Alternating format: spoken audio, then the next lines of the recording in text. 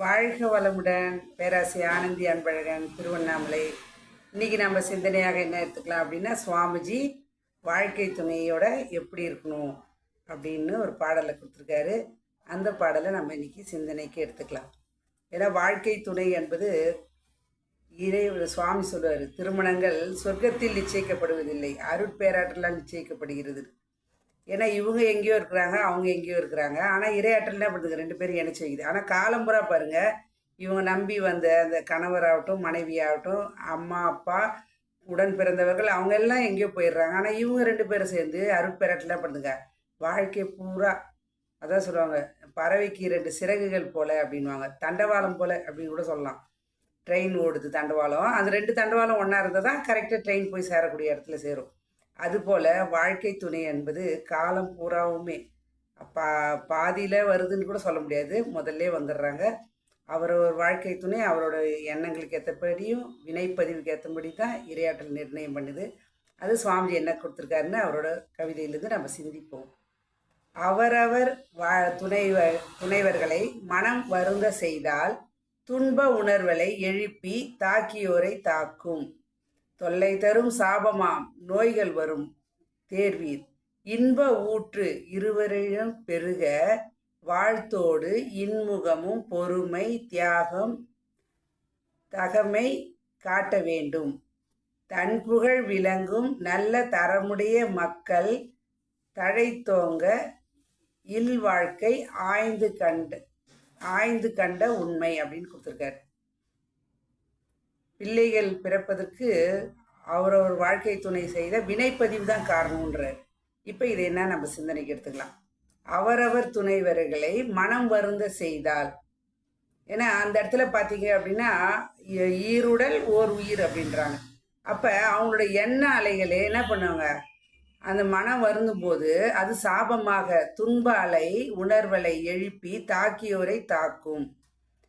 அது பார்த்தீங்க அப்படின்னா அது நல்லதாக இருக்கட்டும் இல்லை தப்பானதாக இருக்கட்டும், எதுவுமே நல்ல விஷயம் கூட சரி, என்கிட்ட ஒன்று புறப்படுது அப்படின்னா அது ரிட்டன் என்கிட்ட தான் வரப்போகுது. அப்போ நான் துன்பத்தை கொடுத்தேன் அப்படின்னா திருப்பி ரிட்டன் என்கிட்ட தான் வரப்போகுது. ஆனால் நான் என்ன சொல்கிறேன், நீங்கள் தான் காரணம்னு சொல்கிறேன். அது தவறுன்றார் அவர். ஏன்னா எங்கேருந்து புறப்பட்ட அலை மீண்டும் அந்த இடத்துக்கு தான் வந்து சேரணும். இது இயற்கை நீதி, இறை சட்டம். இந்த சட்டத்தை மீறி யாரும் எதுவும் செய்ய முடியாது. ஆனால் நாம் என்ன நினைக்கிறோம், ஐயோ பாழங்கணத்தில் தள்ளிட்டாங்க, பிசாசை கட்டி வச்சிட்டாங்க, இப்படி தான் நினைக்கிறோம். ஆனால் அவங்களாம் ஒரு காரணக்காரர்கள்.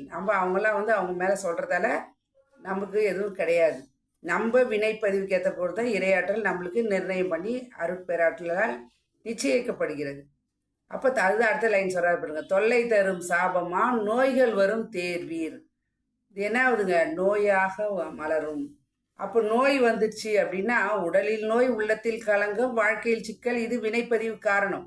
ஆனால் இதுவும் ஒரு காரணம்ன்றார். இந்த துன்பாலை, ஏன்னா அவங்க நம்மளோட உயிர் கலப்புன்னு சொல்ல, அந்த துன்பாலையும் தாக்கியோரை வரதான் செய்யும். அப்போ இன்ப ஊற்று இருவருக்கே பெருக வாழ்த்தலோடு. அப்போ ரெண்டு பேரும் நேற்று என்பது உடைந்த பானை, நாளை என்பது மதில் மேல் பூனை, ஆனால் இன்று என்பது கையில் உள்ள வீணை. அப்போ நம்ம என்ன பண்ணுங்க, வாழ்க்கை சிறப்பாக வாழணும் அப்படின்னா இன்ப ஊற்று இருவருடைய பெருக வாழ்த்தலோடு இன்முகமும் பொறுமை தியாகம் தகமை காட்ட வேண்டும்.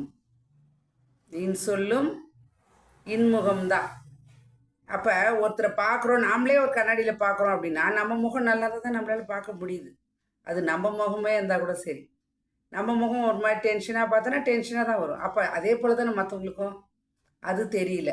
அப்போ நம்ம என்ன பண்ணுங்க, அதுதான் சுவாமி சொல்றாரு, இன்முகமும் பொறுமை. பொறுமை இருக்கணும். பொறுமை கடலின் பெரிதுன்னு கூட சொல்லக்கூடாதுன்றார். அப்போ தியாகம், கற்பு ஒன்றை தவிர தியாகமாக எதை வேணாலும் செய்யலாம். அப்போ தகமை இருவருக்கிடையே காட்ட வேண்டும். ஒருத்தருக்கு ஒருத்தரை விட்டு கொடுத்து சகிப்புத்தன்மை தியாகம் இருக்க வேண்டும். ரெண்டு கொக்கி இப்படி இருந்தால் என்ன பண்ணுங்க, துன்பம் தான். ஆனால் ஒரு கொக்கி விளக்கிச்சுன்னா ஒரு குக்கீஸ் கரெக்ட் ஆகிடும். அப்போ தன் புகழ் விளங்கும் நல்ல தரமுடைய மக்கள்.